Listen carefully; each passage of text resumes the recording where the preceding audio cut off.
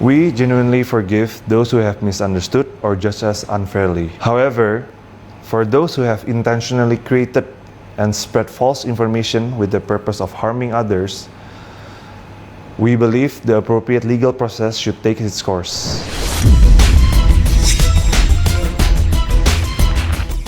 Mengejutkan respon menohok pihak Ruben Onsu atas klarifikasi yang disampaikan Giorgio Antonio alias Gio kekasih Sarwendah Tan di sosial media. Menurut pihak Ruben Onsu, jika Gio dan Sarwendah merasa baik-baik saja, maka masyarakatlah yang akan menilai apakah perilaku mereka selama ini pantas atau tidak di hadapan publik. Pihak Ruben Onsu menilai sudah menjadi kewajibannya sebagai ayah biologis dari anak-anaknya jika ia menegur pihak-pihak yang dinilai telah mengambil alih tugasnya dalam mendidik anak-anaknya. Tak hanya itu, sahabat Ruben Onsu yaitu Nanda Persada juga ikut menanggapi klarifikasi Gio. Apa yang disayangkan Nanda dari klarifikasi kekasih Sarwendah tersebut? Pemirsa, bersama Intens Investigasi, kami hadirkan kabar terkini, terpercaya, dan teraktual. Tetapi sebelumnya, jangan lupa untuk like, subscribe, dan juga share channel YouTube ini.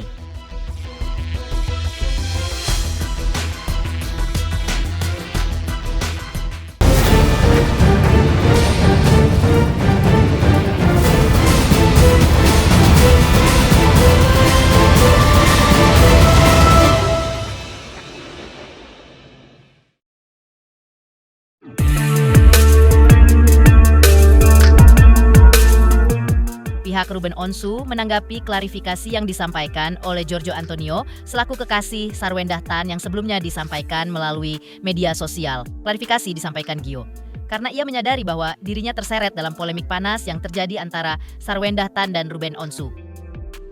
Menanggapi hal tersebut, kuasa hukum Ruben Onsu yaitu Minola Sebayang menilai klarifikasi yang dilakukan Giorgio merupakan hak setiap orang dan sudah menjadi hak Gio atau Sarwendah jika mereka mengklaim diri baik-baik saja.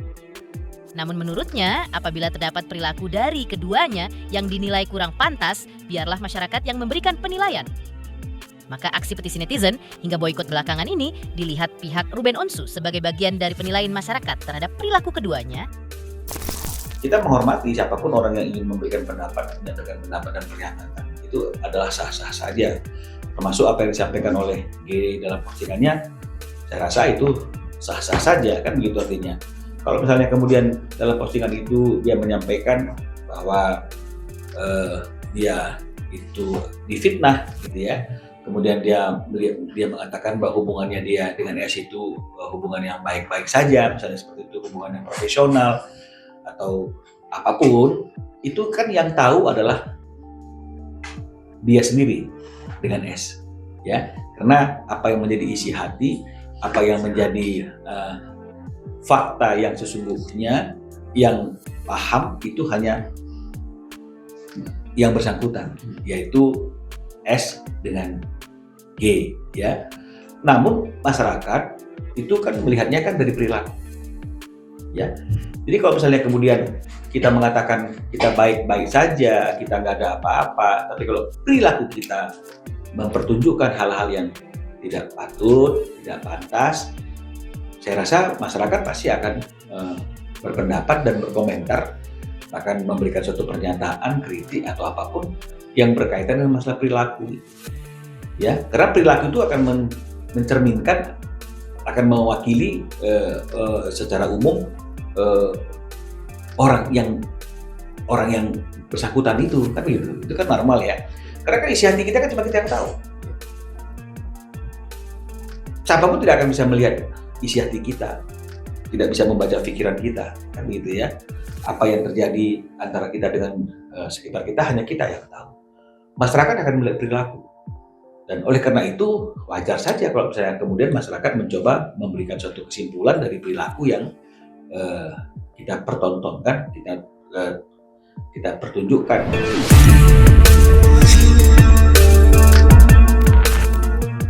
Sebagai pihak Ruben Onsu, Minola Sebayang juga mencoba menjelaskan dari kacamata Ruben Onsu sebagai seorang ayah yang memang melekat tanggung jawab dalam mendidik anak-anaknya, tidak ada salahnya jika menegur pihak lain yang mengambil alih tugasnya. Itu. Karena yang lebih pantas mendidik anak-anak tersebut adalah ibu kandung dan ayah biologis mereka, yaitu Sarwendah dan Ruben Onsu. Lebih kurang pantas lagi apabila pihak lain tersebut, dalam hal ini Gio, jika berperilaku kurang baik atau tidak, pantas di depan kedua putrinya. Menurut Minola Sebayang, hal ini dilakukan Ruben Onsu bukan karena ia merasa cemburu kepada Gio, tapi lebih karena perilaku Gio yang di matanya tidak baik dari segi norma dan aturan. Kalau Ruben kan dia memberikan suatu pernyataan itu kan dari kacamata dia sebagai seorang ayah yang dia tidak ingin anaknya ini dididik, diasuh oleh orang yang tidak memiliki hubungan apapun ya dengan anak ini, karena dia sebagai ayah masih hidup. Harusnya ayah anak ini yang mendidik dan mengasuh dia, mengajarin dia itu adalah ibu kandungnya dan ayah kandungnya. Bukan karena hal-hal yang lain. Jadi kalau misalnya kemudian ada orang mengatakan cemburu gitu, ini aneh nih, ini hebat ini.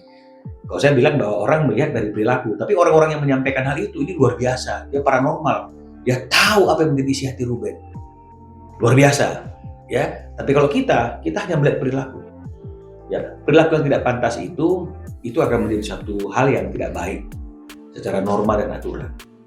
Ini yang kemudian Ruben tegur. Saya kira di mana salahnya?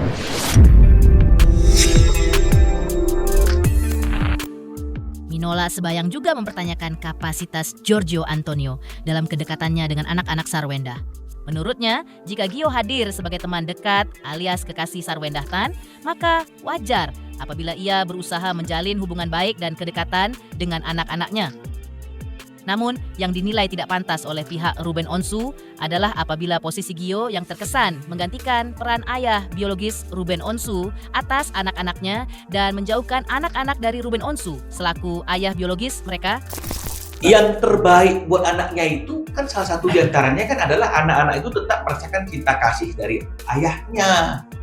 Jangan yang terbaik menurut kacamata kita. Tapi kita menganggap kita sudah memberikan yang terbaik. Dia tahu nggak bahwa dulu itu anaknya sering juga telepon Ruben nangis-nangis. Pernah ya seperti itu? Pernah curhat itu misalnya. Jadi artinya yang terbaik buat anak itu kan bukan hanya sesuai dengan selera kita aja. Kita harus juga memahami dong apa yang menjadi kebutuhan emosi dan psikologis anak kita. Berkumpul bersama dengan ayah kandungnya itu juga salah satu kebutuhan. Diberikan apa tidak? Dilakukan apa tidak? Kalau dilakukan, berarti benar sayang. Kalau nggak dilakukan, kita nggak usah ngomong sayang deh. Nggak usah bilang kita ingin memberikan yang terbaik sama anak kita. Tapi kebutuhan emosi anak kita, walaupun nggak terucap, tapi pasti ada dalam batinnya paling dalam untuk berkumpul, bercanda bersama dengan ayahnya seperti waktu belum ada perpisahan antara ayah dan ibunya. Itu diperhatikan nggak?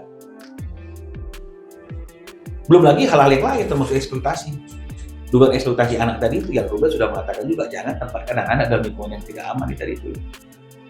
Jadi banyak hal yang membuat kita menganggap ini sudah waktunya kita mengambil hak asuh anak itu karena anak-anak ini yang kita percayakan itu kepada orang yang kita berpikir akan amanah, Ruben berpikir amanah tapi tidak amanah. Sekali lagi saya nggak mau menggiring opini publik ya, tetapi apa yang disampaikan bahwa eksploitasi anak itu saya tegaskan bahwa itu tidak terjadi. Itu tidak terjadi.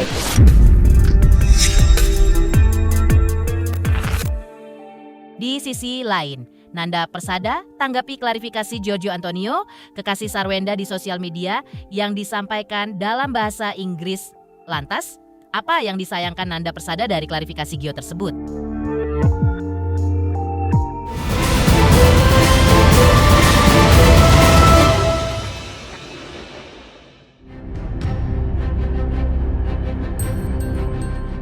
Klarifikasi Giorgio sebelumnya juga mendapat perhatian dari sahabat Ruben Onsu, sekaligus mantan manajer Sarwendah Tan, yaitu Nanda Persada. Menurutnya, klarifikasi yang disampaikan Gio memang perlu ia sampaikan untuk memperjelas situasi yang belakangan ini berkembang di sosial media. Namun, Nanda sangat menyayangkan klarifikasi Gio tersebut selain disampaikan dalam bahasa Inggris yang tidak semua orang memahami, juga tidak menyentuh substansi yang selama ini dipersoalkan. Padahal selama ini Ruben Onsu sudah jelas-jelas mention nama Gio lantaran ia merasa terganggu oleh sikap Gio yang seakan-akan menggantikan perannya sebagai ayah bagi anak-anaknya.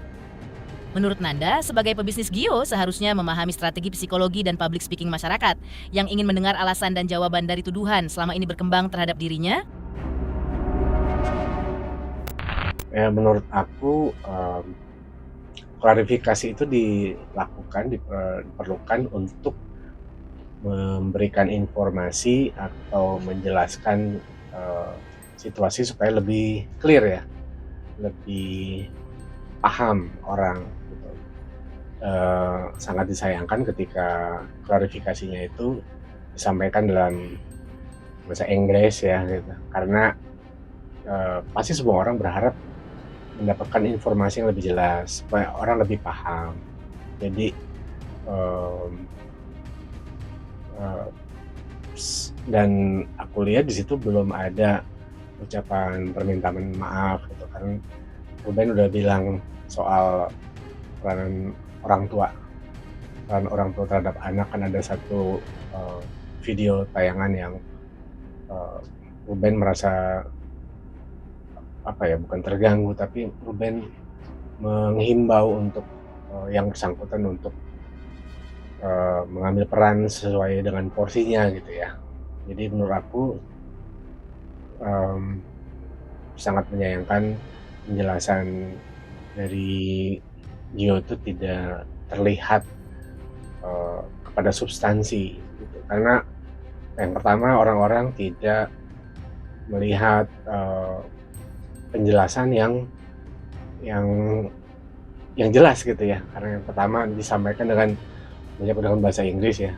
Kita tahulah semua orang, eee, belum tentu paham dengan apa yang disampaikan, cuman ya kita harus hargai juga lah. Yang kedua, tidak adanya permintaan maaf kepada yang bersangkutan, kepada Ruben langsung. Kan udah jelas Ruben udah nge-mention nama Gio di situ gitu.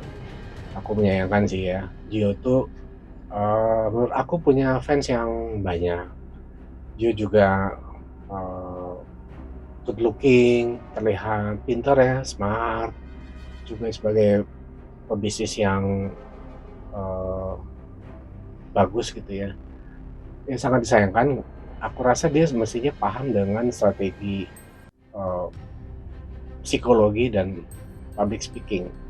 Jadi apa yang orang-orang pertanyakan, orang-orang yang, eee, ingin mendengar statement langsung dan penjelasan kenapa alasannya, dari tuduhan-tuduhan isu-isu itu mestinya jadi lebih jelas ketika dia speak up.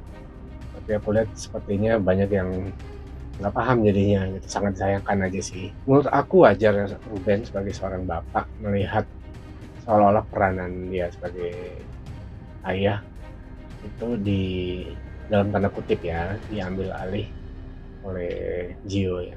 Karena kita bisa lihat dari tayangan-tayangan yang beredar, dan mestinya Gio menjawab itu, menjelaskan itu, atau meminta maaf kepada Ruben, karena sampaikan aja kalau dia memang tidak bermaksud, mohon maaf tidak bermaksud gitu. Karena dia refleks atau dia merasa juga sayang dengan anak-anak, tapi kalau memang ada tindakan yang di luar dari porsi kewajaran, ya mestinya dia minta maaf gitu ya. Cuman ya itu kan kembali lagi kepada Gio-nya gitu, dia punya hak untuk bersuara juga. Cuman aku menyayangkan juga sih klarifikasi yang tidak clear dan jelas informasinya sebenarnya seperti apa sih.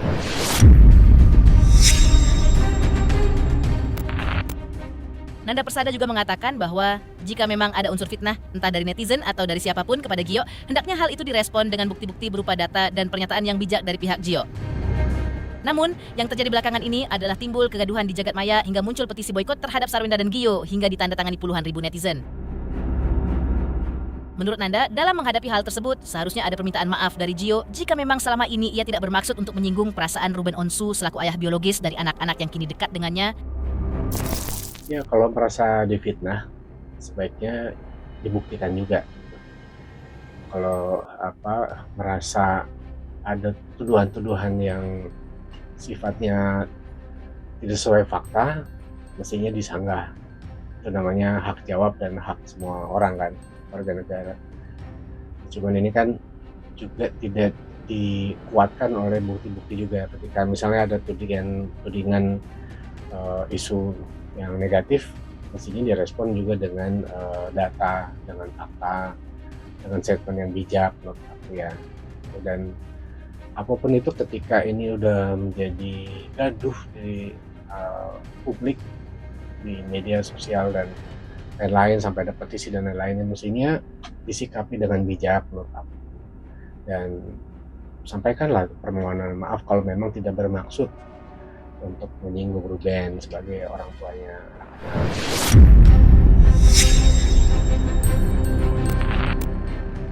Pemirsa Intens Investigasi, jangan lupa saksikan terus Intens Investigasi dan pastikan jangan lupa untuk like, subscribe, share, dan juga komen. Tim redaksi Intens Investigasi juga mengucapkan banyak terima kasih kepada semua subscribers hingga channel Intens Investigasi kini menuju 4 juta subscribers.